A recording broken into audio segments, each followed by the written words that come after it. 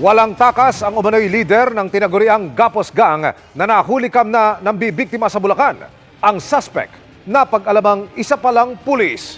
Nakatutok si John Consulta. Exclusive.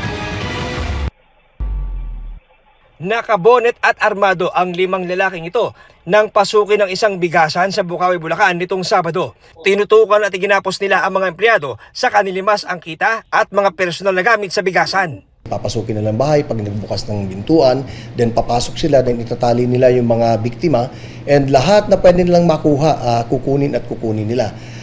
Kahapon, muling sumalakay ang grupo gamit ang isang gray pickup at pinasok ang isang bodega ng soft drinks.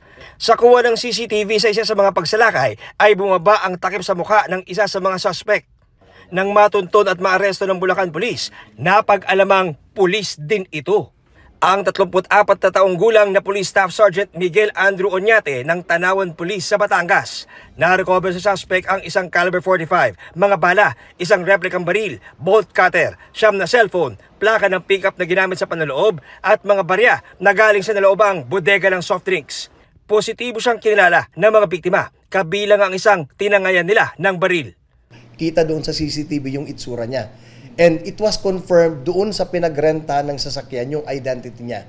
Pag day off siya, doon gumagawa ng pang-hold up kasama yung kanyang grupo. Based sa revelation niya kanina, meron na silang 3 insidente. Yung insidente sa Angat, Bulacan, yung insidente sa Bukawi, Bulacan, and yun nga kahapon, yung insidente sa Santa Maria. Ayon sa Bulacan Provincial Police Office, ang kanilang naarestong pulis Tanawan ang siyang leader umano ng grupo. Siya ang rumerenta ng mga sasakyan sa Laguna na siyang ginagamit ng grupo sa pang-hold up sa Bulacan. At siya rin daw ang tagatago ng gamit ng grupo na ginagamit sa kanilang panloloob. Tumanggi magbigay ng pahayag ang suspect na naharap sa patong-patong na reklamo. Dito wala tayong sinasanto. Kabaro man or sino man basta involved sa krimen, kailangan nating pagtulong-tulungan. Tuloy-tuloy yung ating follow-up. Mayroon na rin siya mga revelation kung sino yung iba pang kasama. Para sa GMA Integrated News, John Consulta, nakatutok 24 oras.